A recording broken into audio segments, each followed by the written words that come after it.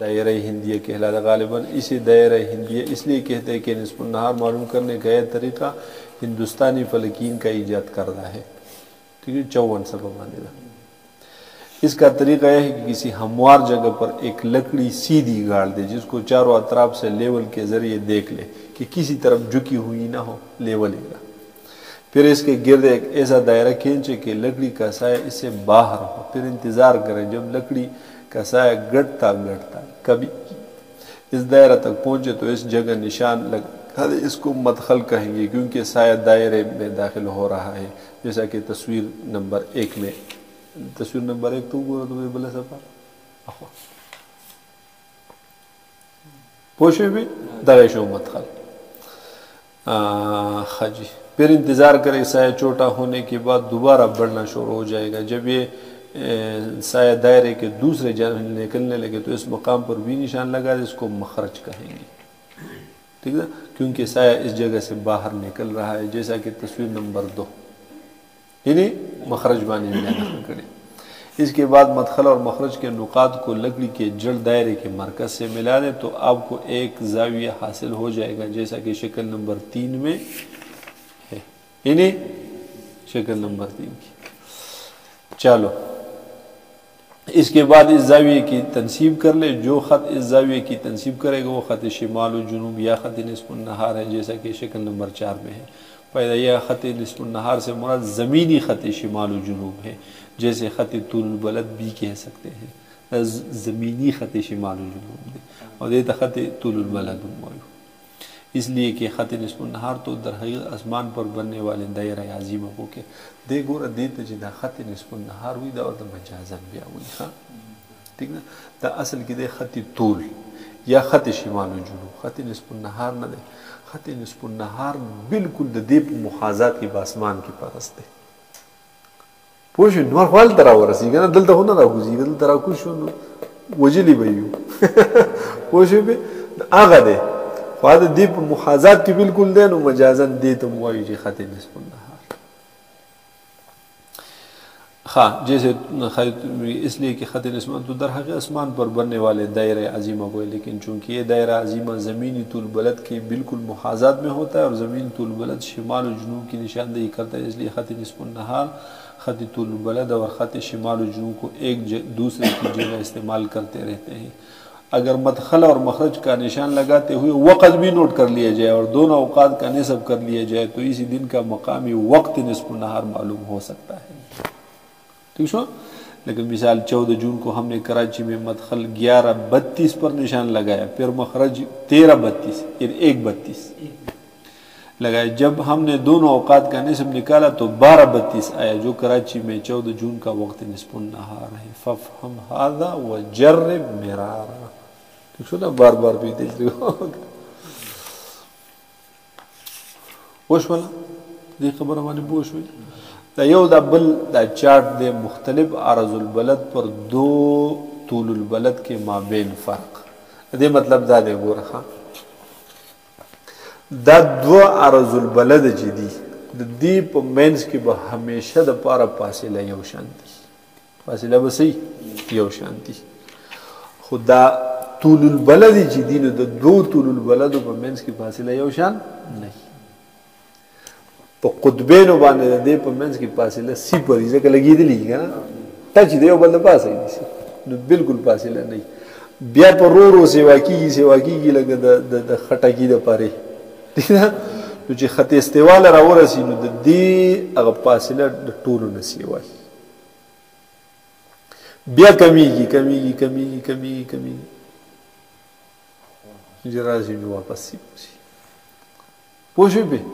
اس پا کم عرض کپا دا سی پر عرض البلد دے گا نا خط استوا دا 10 دے دا 20 دے 30 دے 40 50 90 پور رسی دی 90 اس پا کم عرض البلد باندے دا دی دو طول البلد فاصلہ سمرہ دا پا میلونو کی سمرہ دا پا کلومیٹروں کی سمرہ دا پا میٹروں کی سمرہ دا نو پا دی چاٹ کے آپ خواہی پوشوی بھی راشا عرض البلد کے درجات 90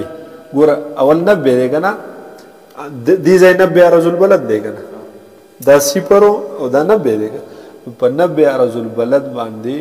هغه د دوو طول البلد چوړای 0 0 په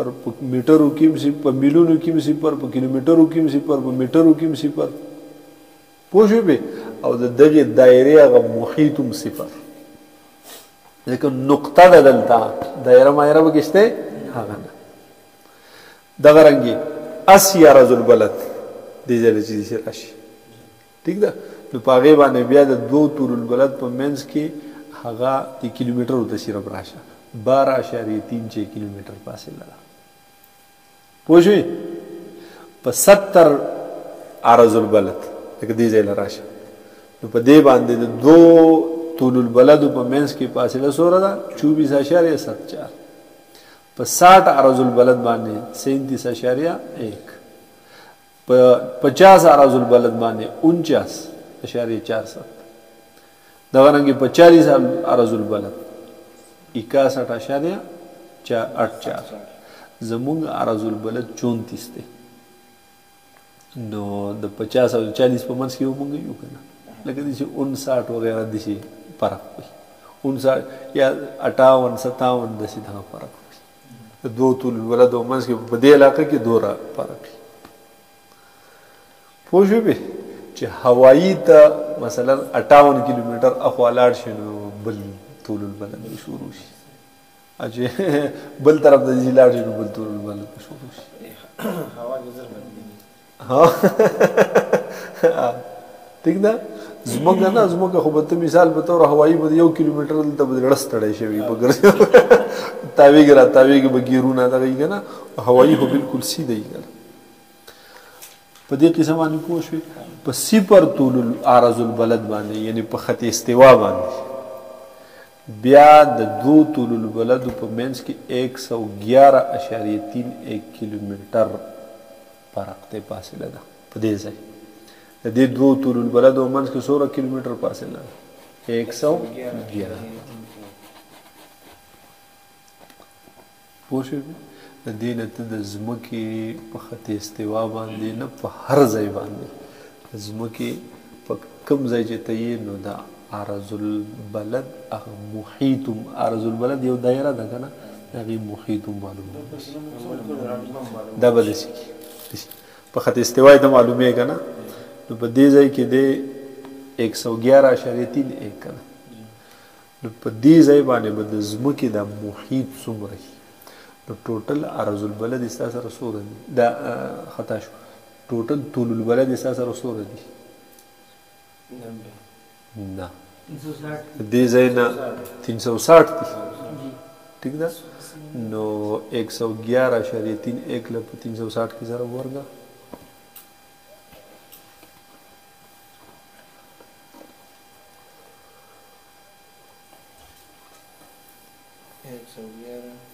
اشاریه 3.1 60